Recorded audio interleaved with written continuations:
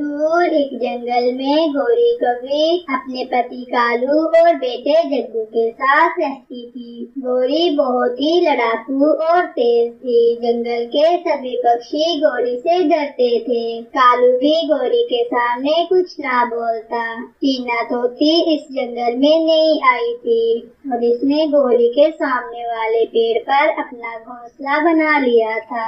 कबूतर भैया, कैसे हो आप? जी मैं बिल्कुल ठीक हूँ। लगता है आप इस जंगल में नई आई हो। जी कबूतर भैया, मैं इस जंगल में कुछ दिन पहले आई हूँ। मेरा नाम टीना। टीना बहन, मेरा नाम रॉकी है। टीना बहन, हम इस जंगल में सभी पक्षी बड़ी शांति से रहते हैं। हम सब पक्षी एक दूसरे के दुख सुख का ख्याल रखते हैं, लेकिन गौरी कौवी से बचकर रहना। नाम तो उसका गौरी कौवी है, लेकिन नीयत उसकी बहुत काली है। अच्छा टीना बहन, अब मैं चलता हूँ। फिर कबूतर वहाँ से चला जाता है और टीना भी वापस घोंसले में आ जाती है।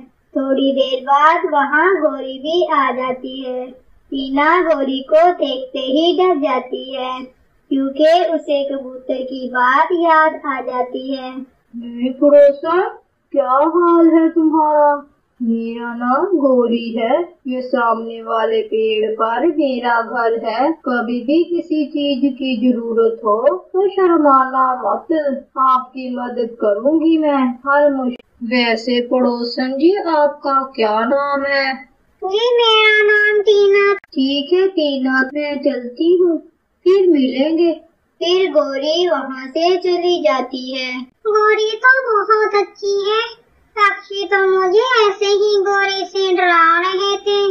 टीना और गौरी की गहरी दोस्ती हो जाती है। टीना जो भी खाना बनाती उसमें से गौरी को भी देकर आती। थोड़े समय बाद जिस पेड़ पर टीना ने घोंसला बनाया था, उस पेड़ पर बहुत मीठे अमरूद लगते हैं, तो टीना गौरी को अमरूद देकर आती है। गौरी जब वो अमरूद खाती है तो कहती है, इतने स्वादिष्ट अमरूद हैं ये अमरूद का पेड़ तो मेरा होना चाहिए।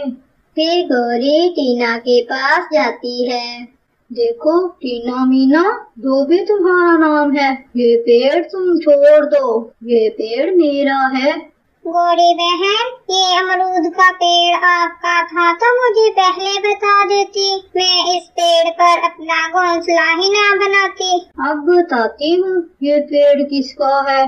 फिर गौरी टीना को चोंच मार मार कर घायल कर देती है और टीना वहाँ से चली जाती है। टीना रो रही थी कि वहाँ रानो चिड़िया आ जाती है। रानो बहन, वो गौरी तो सच में बहुत गंदी है। फिर टीना रानो को सारी बात बताती है। आओ टीना बहन, आप मेरे साथ मेरे घर चलो। गौरी को उसके पाप की सजा जरूर मिलेगी। रानो टीना को अपने साथ अपने घर ले जाती है। गौरी, ये तुमने अच्छा नहीं किया उस बेचारी टीना के साथ। तुम्हें बहुत तकलीफ हो रही है इस बेचारी की। अगर मेरे किसी काम में तुमने पंजा अड़ाने की कोशिश की तो तुम्हारा पंजा तोड़ दूंगी। खट्टू कहीं के, मैं तो आराम से अब अमरूद खाऊंगी। कालू तो बहुत ही शरीफ था। जब भी गौरी उससे झगड़ती वो घर से बाहर निकल जाता है। अब जग्गू भी बड़ा हो गया था।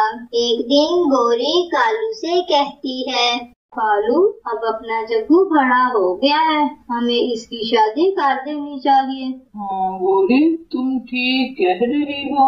अब हमें जग्गू की शादी कर देनी चाहिए। तुम्हारी नजर में कोई है क्या? वो तुम्हारे भाई की बेटी है ना, दूसरे जंगल में जो रहती है, उससे करूँगी मैं अपने जग्गू की शादी। लेकिन गौरी, जब इसके माता पिता मर गए थे तो तुम इसको अपना बोझ समझती थी, और अब तुम इसको किस मुंह से ब्याह कर लाओगी?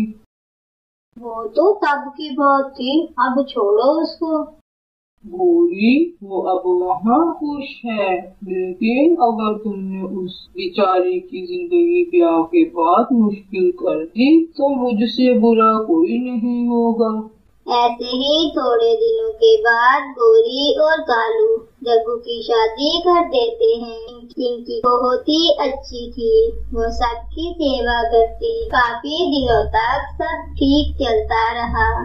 एक दिन कालू और जग्गू भोजन की खोज में गए हुए थे।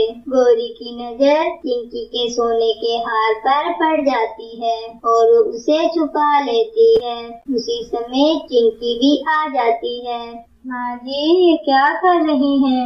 आप मेरा हार क्यों चुरा रही हैं? ये हार तो मेरी माँ ने दिया था मुझे। तेरी इतनी हिम्मत, तू मुझे चोर कहे? ठहर, मैं बताती हूँ तुझे।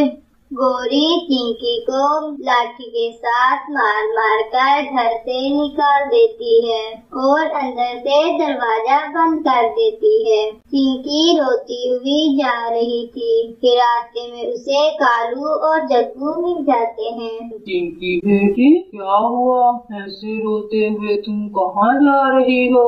तो चिंकी सारी बात बताती है। उस गोरी ने तो अब हद कर दी है। पिताजी, आप अगर पहले दिन से मम्मा को इतनी छूट ना देते तो मम्मा की आदतें कभी इतनी खराब ना होती। हाँ जग्गू बेटा, तुम ठीक कह रहे हो, लेकिन अब मैं अपनी गलती ठीक करके रहूँगा।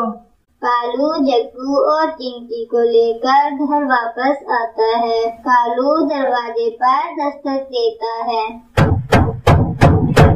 अरे ओ मनहूस मारी, तू अभी तक गई नहीं? ठहर, मैं तुझे बताती हूँ। फिर गोरी चिंकी को मारने के लिए लाठी लेकर बाहर आती है। खट्टू, तुम इसको वापस लेकर फिर आ गए। इसने मुझे चोर ने कहा। ये सब बता दिया है। मैं तो लड़ाई से बचने के लिए तुम्हें कुछ नहीं कहता था, लेकिन तुमने मुझे नखट्टू समझ लिया। इस बेचारी को तुमने मारा। ठहर जा, मैं तुझे आज बताता हूँ मैं कितना बड़ा नखट्टू हूँ। फिर कालू गोरी से लाठी छीनकर गोरी की तबीयत उसी लाठी से ठीक करता है। कालू जी, मुझे माफ कर दो। कालू जी, जग्गू के लिए मुझे माफ कर दो। मैं आज के बाद किसी पक्षी को भी तंग नहीं करूँगी, आपको भी तंग नहीं करूँगी। बस एक बार मुझे माफ कर दो। गोरी का शोर सुनकर वहाँ रानो, कबूतर और टीना भी आ जाती है। कबूतर, रानो चिड़िया कालू से गोरी की जान छुड़वाते हैं। बस करें कालू भैया, बस करें। गोरी को अपनी गलती का एहसास हो गया है। टीना बहन, हम सब मिलकर आपका घर इस अमरूद के पेड़ पर बनाएंगे।